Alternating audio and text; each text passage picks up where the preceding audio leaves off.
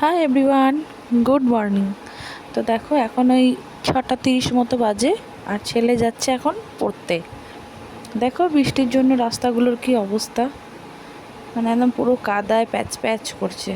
তো কিছু করার নেই, ছেলে এখন গেল পড়তে। তো তারপরে দেখো ছেলে পড়তে এসে গেছিলো, তখন 9টা মতো বাজে, ছেলে চলে এসেছিলো, এসেই না ও শুয়ে পড়েছে। তার মাঝখানে আমি অনেক কাজ করে নিয়েছি, বাসি কাজ, আমার যা যা কাজ থাকে। তারপর না আমার ভীষণ জোরে খিদে পেয়ে গেছিলো। তো এখন আবার ওই 9:30 মতো বাজে, ওদেরকে ডাকছি, কিছুতেই ওরা উঠছে না। কালকে রাত্রিবেলা শোয়া হয়েছিল, অনেক রাত্রিবেলা, তারপর অত সকালে উঠে পড়তে গেছে। তো ওই জন্য এসেও ক্লান্ত হয়ে গেছে, শুয়ে পড়েছে। বলছে দাঁড়াও মা, একটু ঘুমিয়ে নিই, তারপর স্কুলে যাব। তো ওরা ঘুমাচ্ছিল, ততক্ষণ আমি সব কাজকর্ম করে নিয়ে একটু বিস্কুট নিয়ে বসেছিলাম খেতে, কারণ এত জোরে খিদে পেয়ে গেছিলো। তো কি খাবো, আবার একার জন্য চা করে খাবো, ওরা উঠবে তখন আবার করতে হবে, ওই জন্য আর করিনি, বিস্কুটই খাচ্ছিলাম।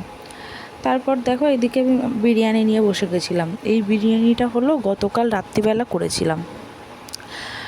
তো রাত্রিবেলা কালকে বিরিয়ানিটা করতে করতে প্রায় 12টা বেজে গেছিলো খাওয়া দাওয়া করতে করতে। তো ওটাই একটু বেঁচে গেছিলো, ওটাই ছেলেকে খাইয়ে দিচ্ছিলাম। ছেলে ওটা খেয়ে স্কুলে যাবে বলছিল। আমি বললাম একটু রুটি করে দিই, খা। না, ও খাবে না, ও বিরিয়ানি খেয়েই স্কুলে যাবে। কিছুদিন আগে একদমই আমার ছেলে বিরিয়ানি খেতে পছন্দ করতো না, মানে বিরিয়ানির নাম শুনলেই ও রেগে যেত।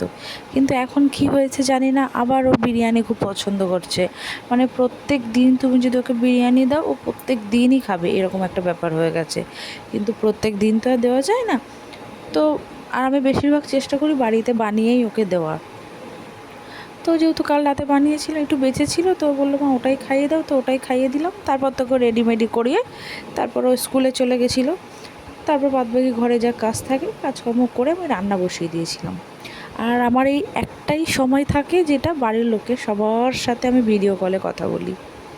তো সেরকম হলো আজকে। এই দেখো 4 বোনে আমরা ভিডিও কলে কথা বলছিলাম।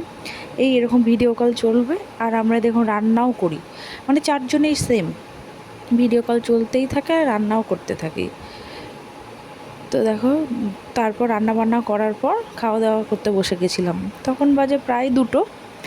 আর আজকে রান্না বান্না করেছিলাম কাঁকরোল ভাজা, ডাল, ওদের করেছিলাম কচু ভাতে, আর করেছিলাম একটু চিকেন। আর দেখো আমার বর খেতে বসে গেছে, মানে ওর কচু ভাতে দিয়ে খাওয়া অলরেডি শুরু হয়ে গেছে।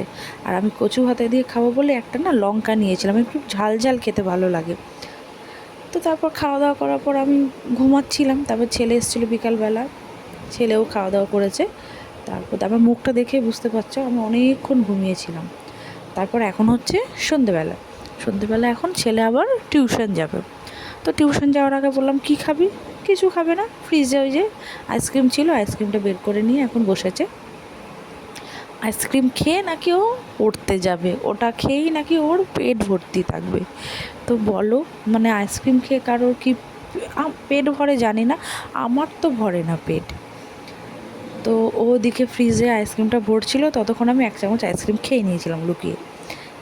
তারপরে যখন ফ্রিজ বন্ধ করে, তারপর দেখো ও আমাকে কিন্তু দেয়, মানে ও যা খায় ও মা দেয়, কিন্তু তাও মানে মনে হচ্ছিলো ভরতে ভরতে আমারও চোখের সামনে ছিল, তো আমি ওই খেয়ে নিয়েছি। তো চলো টাটা।